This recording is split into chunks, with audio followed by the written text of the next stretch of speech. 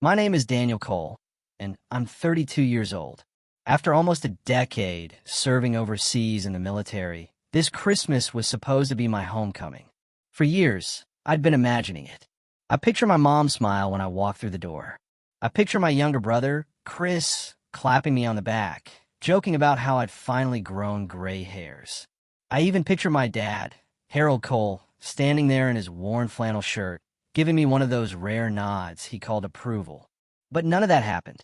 Instead, 3 weeks before Christmas, I bought a plane ticket, wrapped up my discharge paperwork in a folder, and started dreaming about what it would feel like to finally sit at my family's table without rushing back to duty. And then one message destroyed it all. It was a Tuesday night. My small apartment in Fayetteville was quiet except for the hum of the heater. I'd strung a few cheap Christmas lights along the window, something to make the room feel less empty. I was folding laundry when my phone buzzed. I didn't think much of it. Maybe it was Chris sending a dumb meme, or Mom asking if I'd remembered her favorite pie. But when I picked up the phone, my heart sank. It was a text from Dad. Just one sentence. "Don't bother coming this Christmas. We decided it's best you stay away." That was it. No, how are you? No, we'll miss you. Just a cold line that read like a rejection letter. I sat down hard on the edge of my bed. The words blurred as my throat tightened. Stay away. After everything? After the years I'd given? After the surgeries from wounds? After the funerals of brothers in arms? I waited for a follow-up. Nothing. No text from Mom. No call from Chris. Just silence. It felt like they had all signed some quiet agreement behind my back. Daniel isn't welcome anymore. I thought of Mom, wringing her hands like she always did, whispering, "Just don't upset your father." I thought of Chris, always siding with Dad, because it was easier than standing up to him. And here I was, sitting alone with blinking lights in a one-bedroom apartment, wondering what kind of son gets banished at Christmas. I picked up my phone and stared at the message for what felt like hours. My thumbs hovered. Part of me wanted to scream. Why? What did I do? Another part wanted to beg. Please, let me come home. Just this once. But another voice inside me, the soldier's voice, was calm. Firm. Done. I typed one word. Fine. And I meant it. Not the kind of fine that hides hurt, hoping someone will ask again. This was the final kind. The kind that says, "You won't get another chance to cut me." I hit send. The message whooshed away. And just like that, something inside me closed. I poured myself a glass of cheap red wine and sat by the window. Snow was starting to fall outside, soft flakes landing on parked cars. I thought about all the years behind me. 18 years old, enlisting right out of high school. Dad hadn't hugged me at graduation. He just muttered, "Try not to embarrass yourself out there." That was his version of love, criticism dressed up as advice. When I made sergeant, I flew home one Christmas hoping for acknowledgement. Instead, Dad handed me a shovel and told me to clear the driveway before I even took my boots off. "No, we're proud of you. No congratulations. Just work." Mom had hovered in the background, whispering excuses for him. Chris had laughed awkwardly and followed Dad outside. And me? I played the good soldier. I called on birthdays, sent flowers on anniversaries, wired money when the diner's roof leaked or when Dad claimed the car broke down. They never asked how I had the money or what it cost me. They just cashed it and sometimes sent back a thumbs-up emoji. Still, every year I hoped. I hoped for one Christmas where my seat at the table meant more than obligation. This year I thought would be it.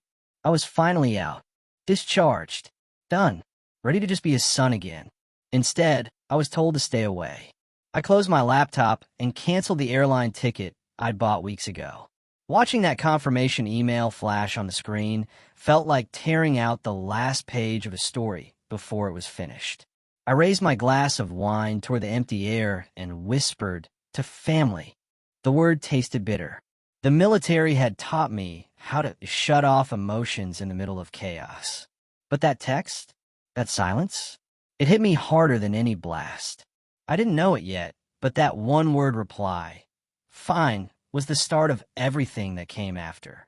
The 5 days of silence, the missed calls, the lawyer's voice, and the discovery that would flip my father's world upside down. Because while he was so busy cutting me out, he forgot something important, something buried in old paperwork, something that gave me more power than he ever imagined. And by the time he realized it, it was too late. If your father told you not to come home for Christmas, would you fight for your place?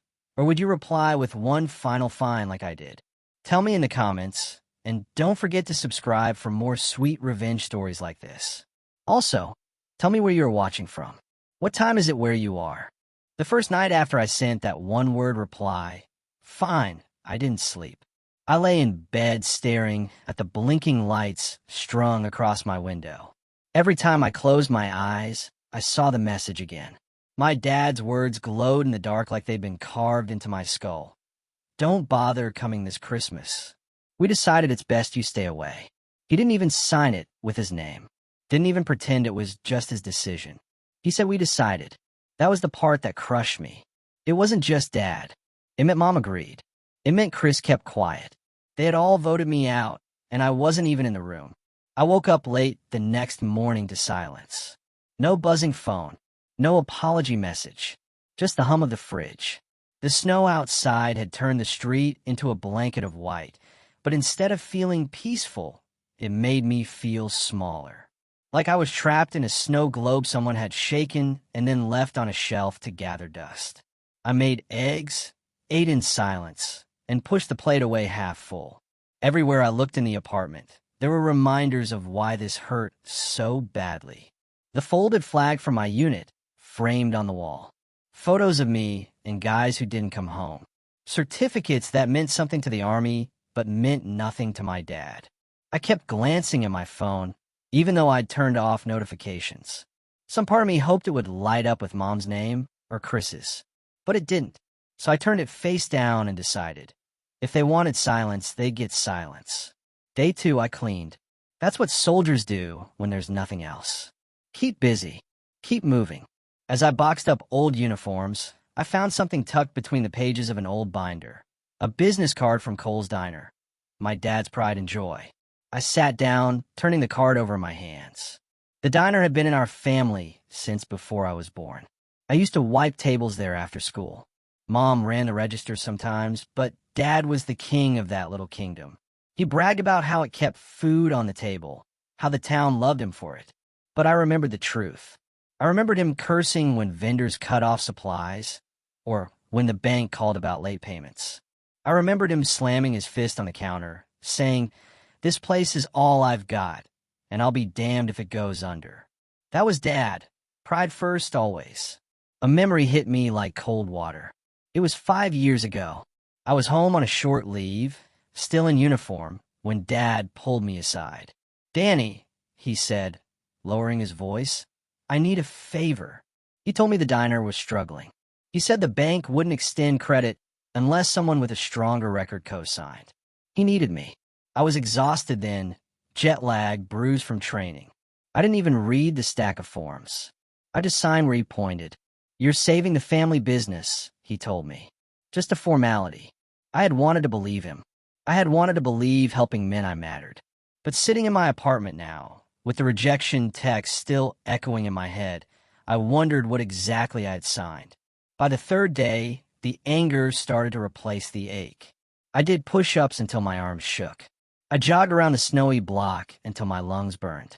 I needed to feel something other than betrayal. But every time I came back inside, the silence was waiting. I thought of all the times I'd wired money home from combat zones. Thousands of dollars sent to fix leaks, cover bills, patch holes in a business that was never mine. Did they ever stop to think what those checks cost me? Nights of no sleep. Friends buried overseas. Blood. And still, they told me I wasn't welcome. I poured another glass of wine and whispered, "Fine. You don't want me home? Then I won't just stay away. I'll stop being your safety net too." On the 4th day, I finally opened my old military email archive. I don't even know why. Maybe I was looking for distraction. Maybe I wanted to delete reminders of deployments that haunted me. But then I saw it. A folder labeled Cole's Diner, Vendor Setup. I frowned and clicked it. Inside were scanned copies of forms I'd signed 5 years ago. Agreements. Registrations. Things Dad said were just a formality. As I scrolled, my pulse quickened. My name was everywhere, not just as a co-signer, as the registered owner of the diner's trademark, as the guarantor of its supplier accounts. Even a merchant account for credit card payments was tied back to me. I leaned back, stunned. Dad had used me. Yes, but in his desperation, he'd handed me more control than he realized. The legal wording was clear. If the borrower defaulted, or if the secured party, that was me, chose to act, I could take control of receivables and revoke the license to use the trademark. In plain English, I could freeze his diner. My hands trembled. He had told me not to come home, but on paper, home, the diner, was tied to me. I stared at those documents for hours. Part of me wanted to slam the laptop shut and forget. But another part, the part Dad always underestimated, was awake now. I thought of his text again. Don't bother coming this Christmas. Fine. If I wasn't welcome at the table, maybe they weren't welcome to the money, the brand, or the business I unknowingly co-signed. And I wasn't going to scream. I wasn't going to beg. I was going to use what he handed me. That was the moment I decided. By day 5, the quiet no longer felt empty. It felt like a plan forming. I drafted a letter, calm, professional, nothing dramatic. Effective immediately, I am exercising my rights as secured party and registered trademark owner of Cole's Diner.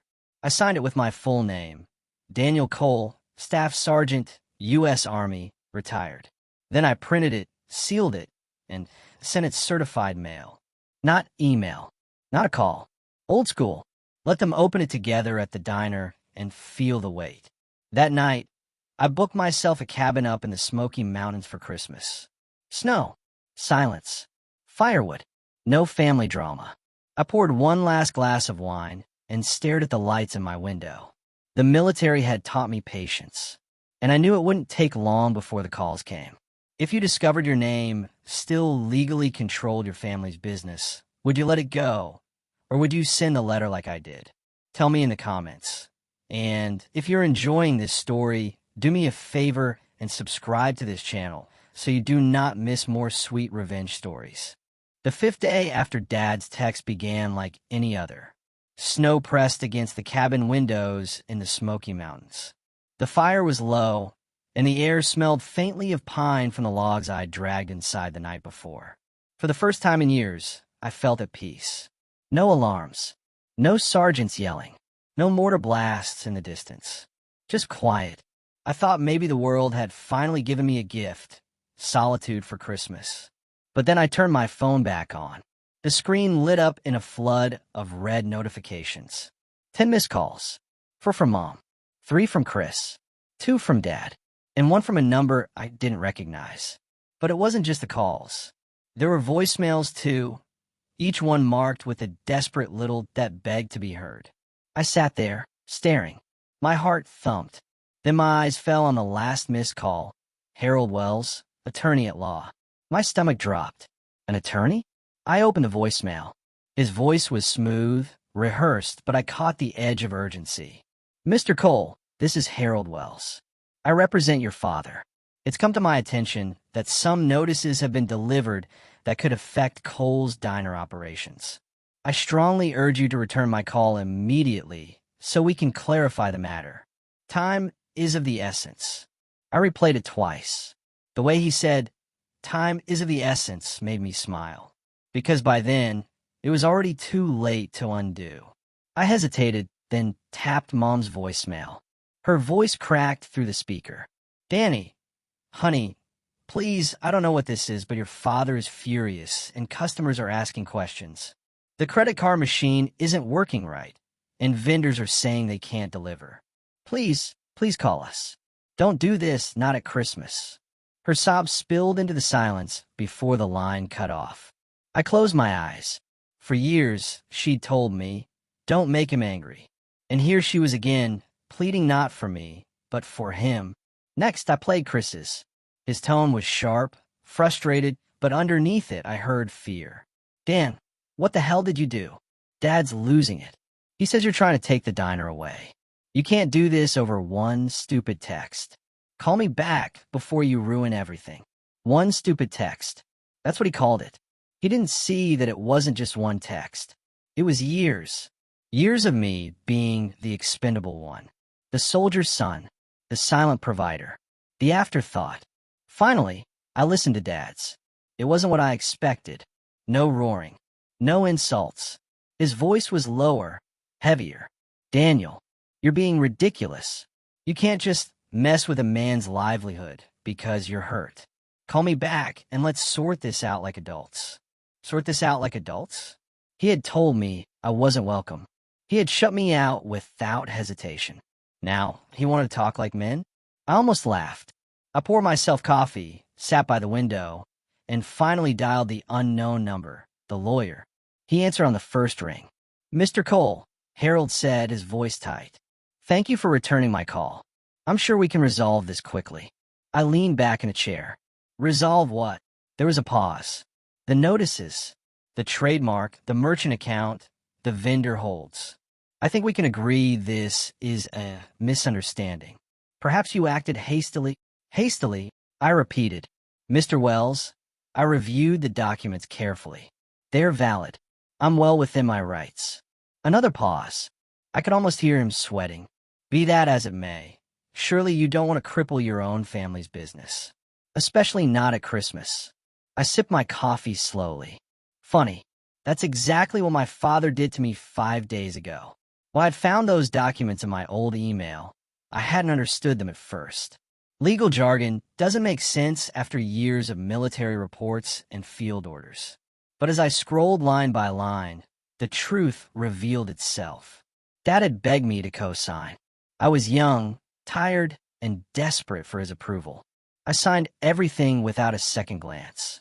And in his desperation, he had made me the registered owner of the diner's trademark, the guarantor of vendor credit lines, and even the principal on the merchant account that processed every customer payment.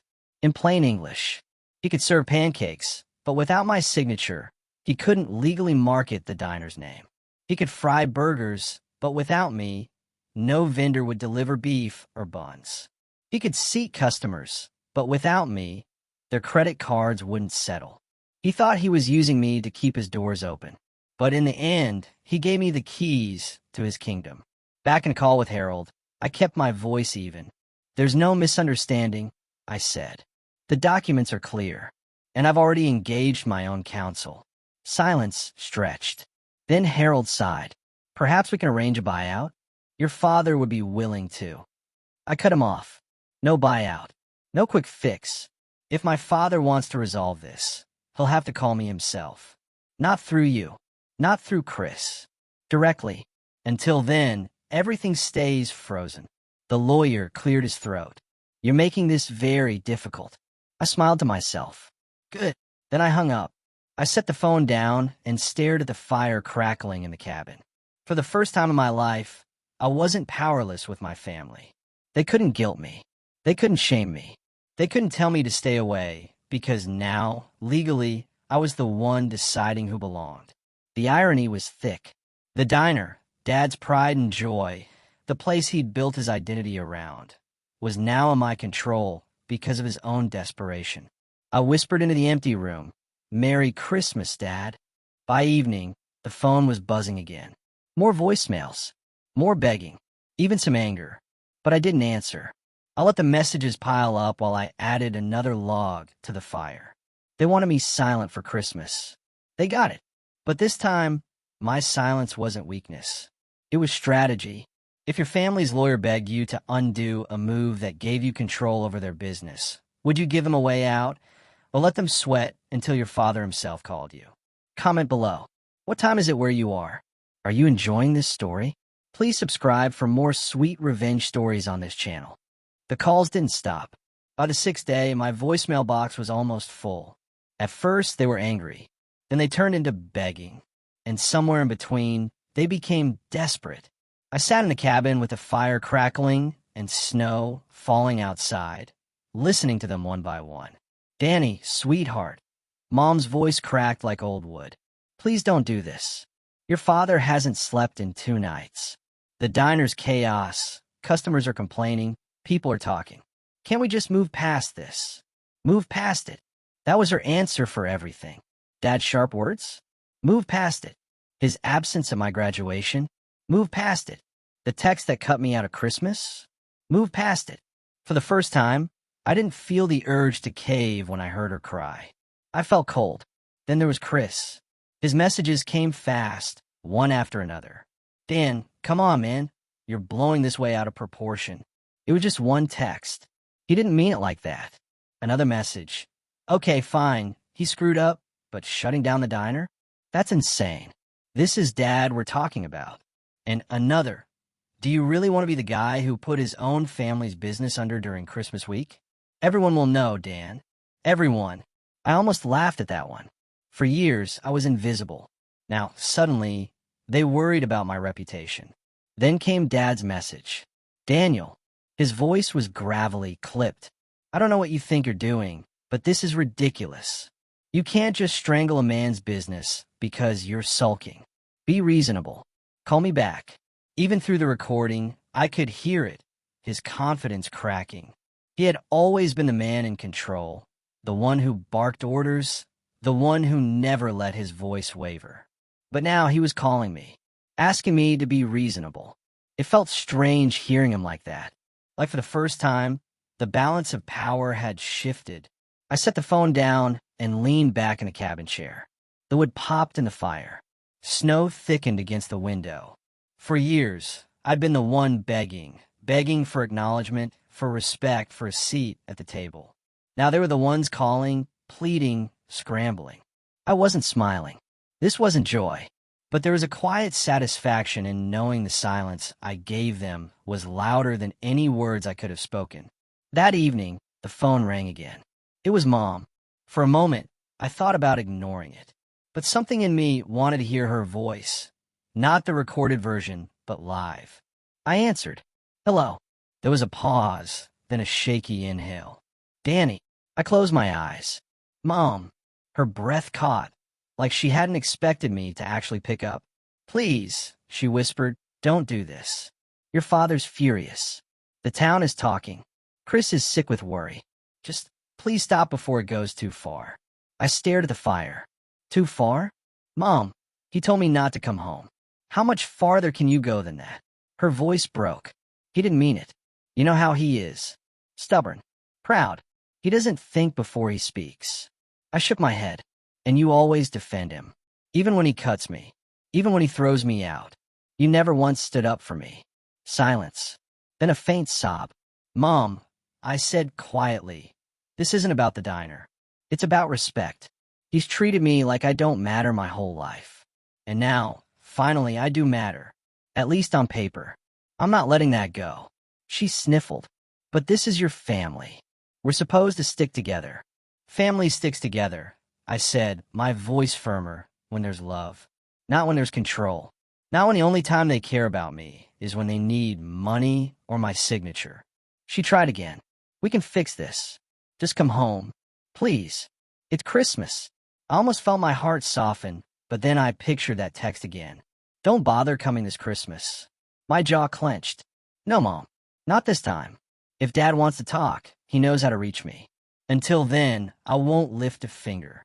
Her sobs filled the line. You'll regret this, Danny. I stared at the flames. No, Mom. For once, I won't. And I hung up. That call sealed it for me. For years, I've been guilt, manipulated, silenced. But not this time. This time, I wasn't backing down. They thought I'd eventually cave, like I always did.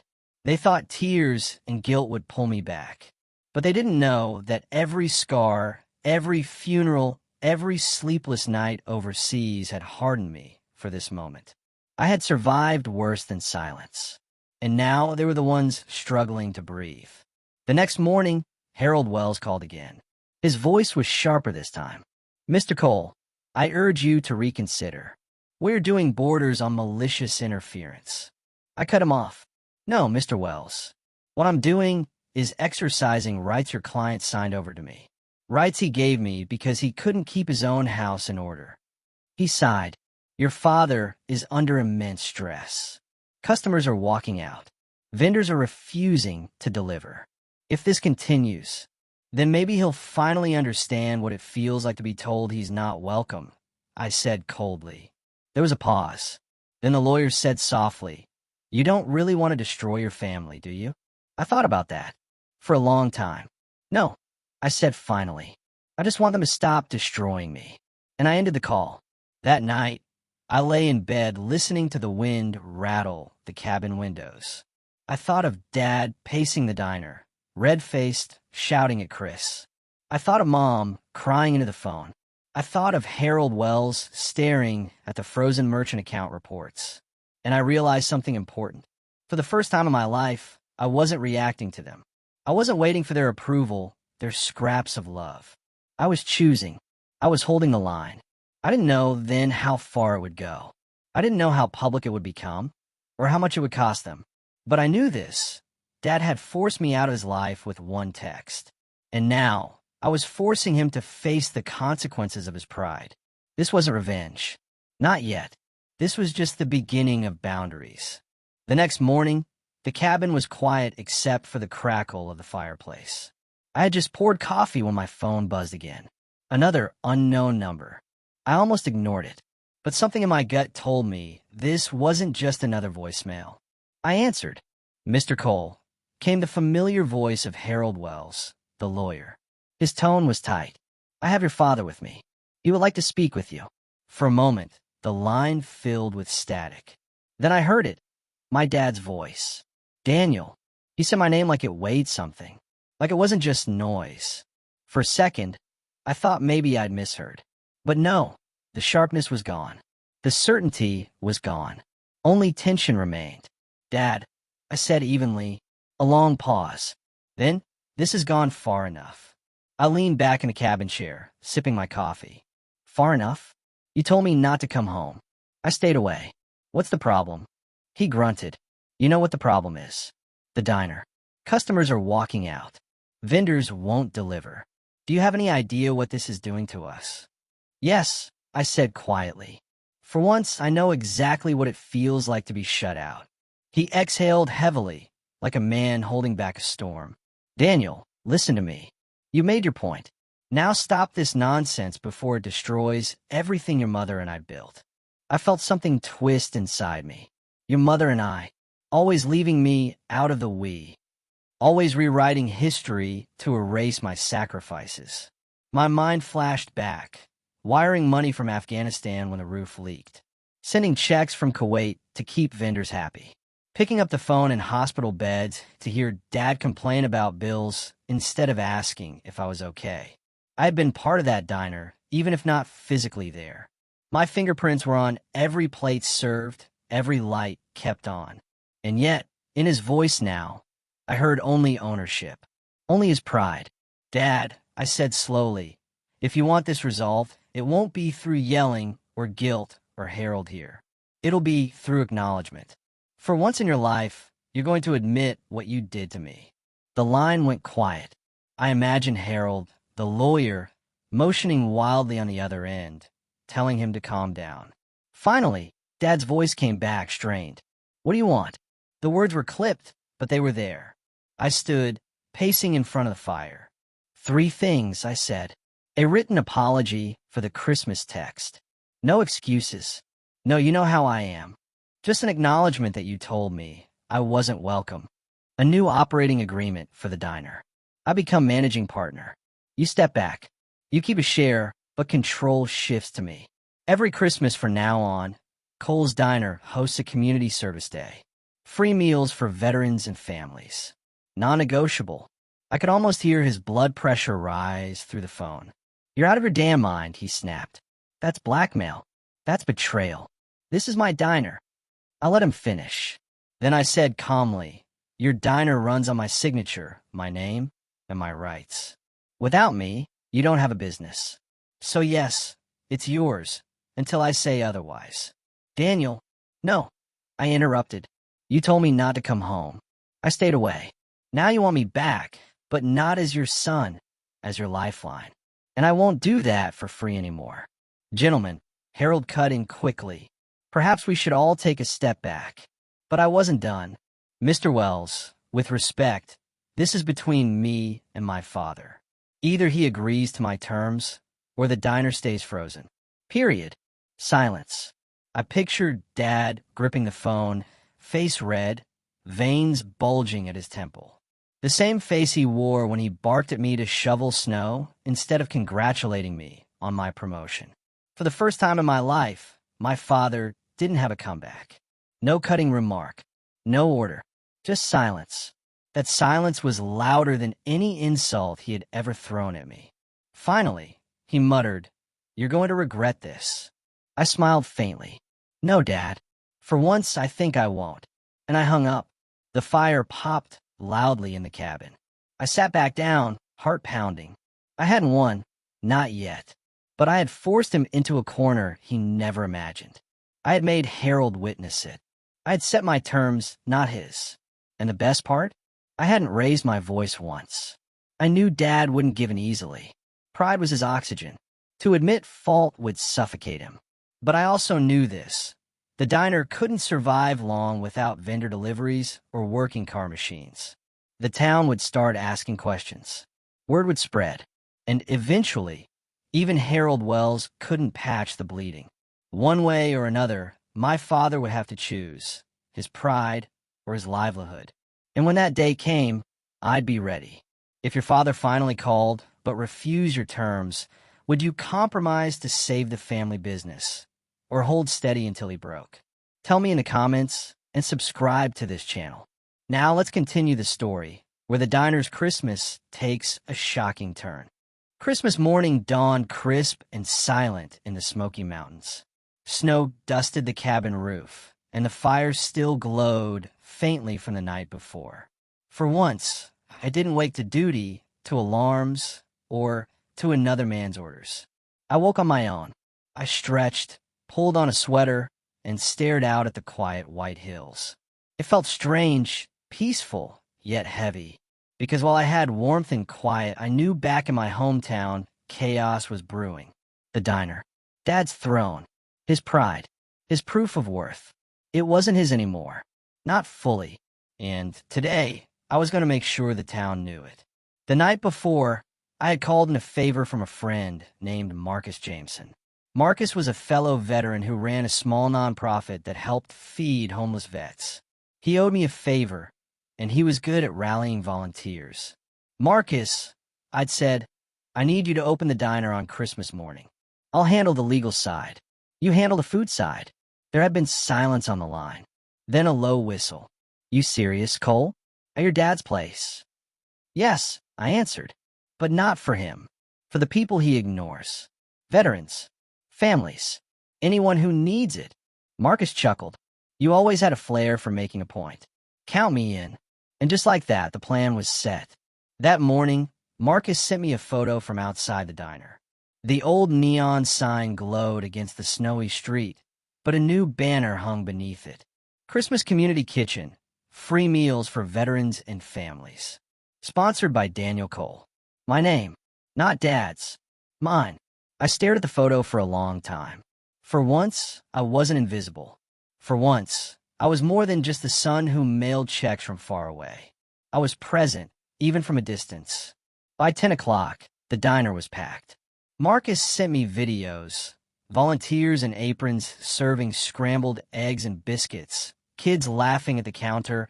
Old veterans saluting as they shuffled in with canes. The line stretched out the door and down the block. The chatter was loud, joyful, real, and best of all, no one cared that Dad wasn't there. They cared that someone had shown up for them. But not everyone was joyful. At noon, Marcus called me live from the diner. His voice was low, cautious. "Cole, he's here." I didn't need him to explain who. "Describe it," I said, pacing in the cabin. "Your dad just walked in. Face red, stomping like a bull. People are staring. He looks, well, like a man who lost his grip." I closed my eyes and pictured it. Dad pushing through the crowd, demanding his throne back, only to find veterans, volunteers, and townsfolk filling his booths. "What's he doing now?" I asked. Marcus chuckled. "He's glaring at the banner. Your name's bigger than the diner's name right now. He doesn't like that one bit." I could hear muffled voices through the phone. Then suddenly, a familiar roar. Who authorized this? Who the hell put my son's name on my diner? The room went silent, except for the clink of a coffee cup. Marcus's calm voice came back through. Mr. Cole, we're here under Daniel's authority. He's the registered owner of the brand. He asked us to serve the community today. If you'd like, there's an apron and a stack of plates waiting for you. There was a pause. Then Dad's voice again, sharper, angrier. I will not be humiliated in my own place. And then the sound of the door slamming. Marcus sighed into the phone. Guess he won't be wearing that apron. By evening, the story had spread. Photos of the free meal day were all over social media. Smiling faces, veterans raising cups of coffee, kids holding candy canes. And beneath it all, comments. Daniel Cole did this? After what he's been through, that man's a hero. Funny, Harold wasn't even there. Guess we know who really cares. Cole's diner feels different today. Feels better. I scrolled through them with a quiet satisfaction.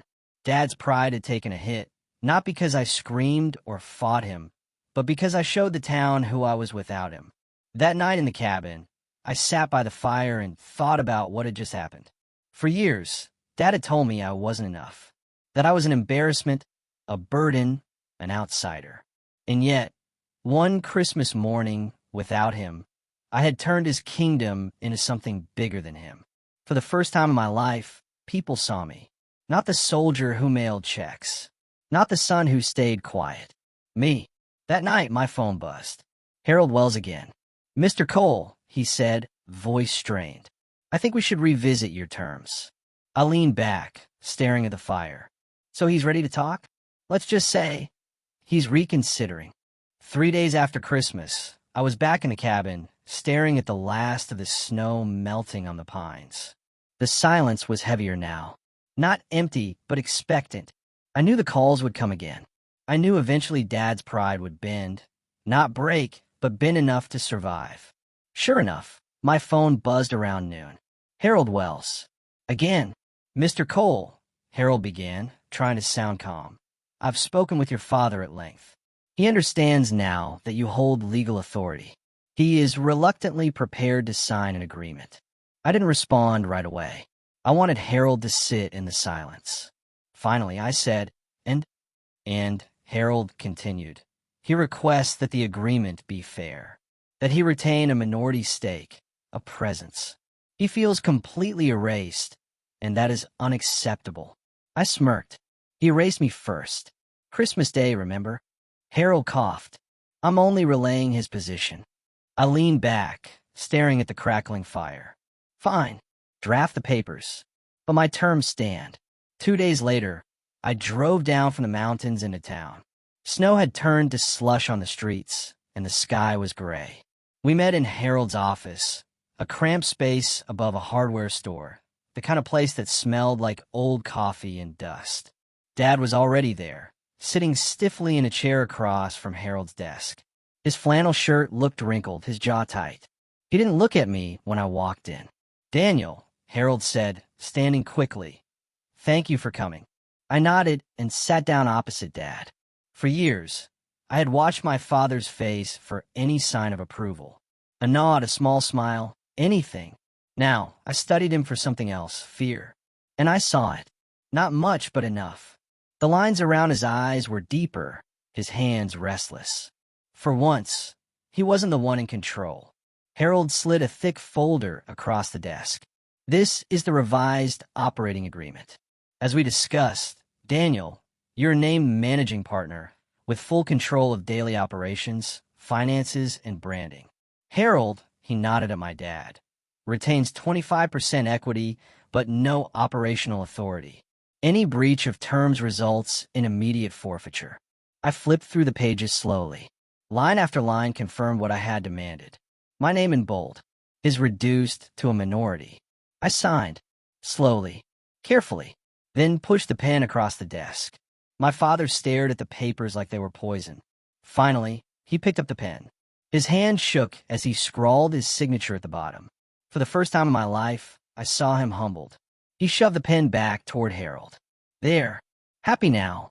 I leaned forward, my eyes locked on his. I'm not happy, but I am satisfied. The room was heavy with silence. Harold shuffled the papers, cleared his throat, tried to move things along.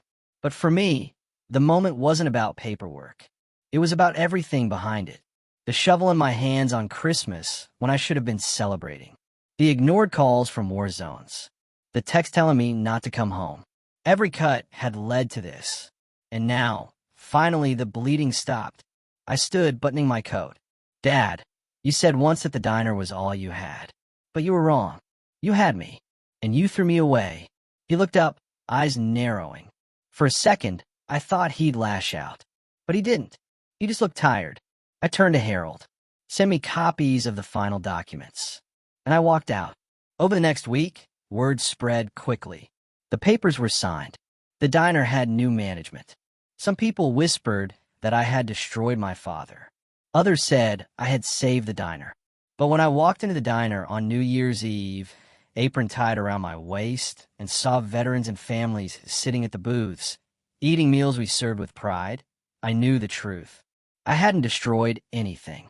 I had rebuilt it. Dad didn't show up that night. But Chris did. He stood awkwardly near the counter, hands shoved in his pockets. You really did it, he muttered. I nodded. Yeah, I did. He hesitated. He'll never forgive you, you know. I looked around at the smiling faces. Maybe, but I don't need forgiveness. I need respect. Chris didn't reply, but he stayed. And that was enough for now. If you force your father to sign away control of the business he built, would you let him keep a piece out of pity or cut him out entirely? Comment below and subscribe to this channel for more sweet family revenge stories. The weeks after Dad signed the papers felt like stepping into a new life. For the first time in my 32 years, I wasn't chasing after scraps of his approval. I wasn't bending over backwards to prove I mattered. Now, on paper and in practice, I held the reins.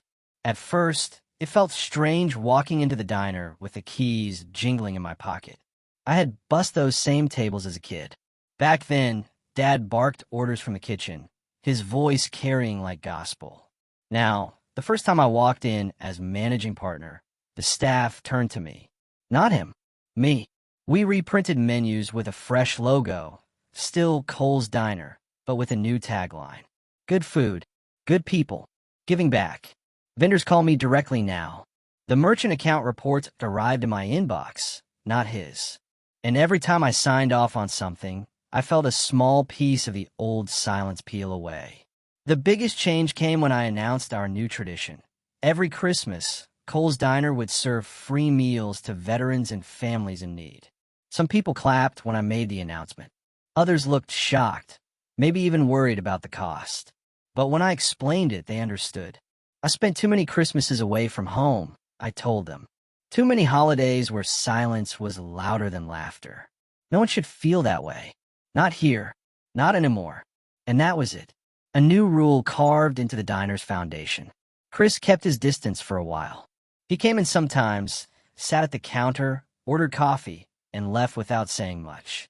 One evening, he finally spoke. You really meant it. The whole thing? Taking over, changing Christmas. I wiped down the counter and nodded. Yeah, I meant it. He stared into his mug. He hates you for it. I shrugged. Maybe, but at least now I don't hate myself. He didn't argue. He just finished his coffee, left a tip, and walked out. Mom called once or twice. Her voice was softer now, like she was testing fragile glass. I heard the diner looks nice, she said one evening. It does, I answered. Your father, she hesitated. He doesn't know how to face you. I swallowed hard. He doesn't have to. Not anymore. Dad never called. Never came by. I heard through the grapevine that he sat in his truck outside the diner once or twice, watching through the window, but he never walked in. And you know what? That was fine. For once, his silence wasn't a weapon. It was just silence. 1 year later, Christmas morning, the diner bustled with more life than it ever had under Dad's watch. The line stretched out the door again. Volunteers poured coffee, kids carried trays, veterans clapped each other on the back. I wore an apron and moved from table to table, greeting everyone, making sure no one felt unseen. At noon, a little boy tugged my sleeve. Mister, thanks for the pancakes. I knelt down to his level. "You're welcome. Come back next year, okay?" He grinned, syrup smeared on his cheek, and ran back to his table. I stood and looked around the room. Laughter echoed, forks clinked, people smiled. This was what Christmas was supposed to feel like. Not rejection, not silence, belonging. Sometimes, revenge isn't fire and fury. It isn't screaming or slamming doors. Sometimes, revenge is quieter. It's taking the thing they tried to use against you and turning it into something stronger, something kinder. Dad told me I wasn't welcome. But now, every Christmas, I welcome hundreds of people in his place. He shut the door on me. I built a bigger one and held it open. And the best part? I didn't need his permission. Blood may tie us together, but respect is what makes us family. If they refuse to give you that respect, don't waste your life begging for a seat at their table. Build your own. That's what I did. And every Christmas, when I see the diner full of people laughing, I know I made the right choice. If your father told you not to come home for Christmas, would you walk away quietly? Or would you build something that proves you never needed his approval in the first place? Comment below and subscribe for more stories of revenge, justice, and lessons learned.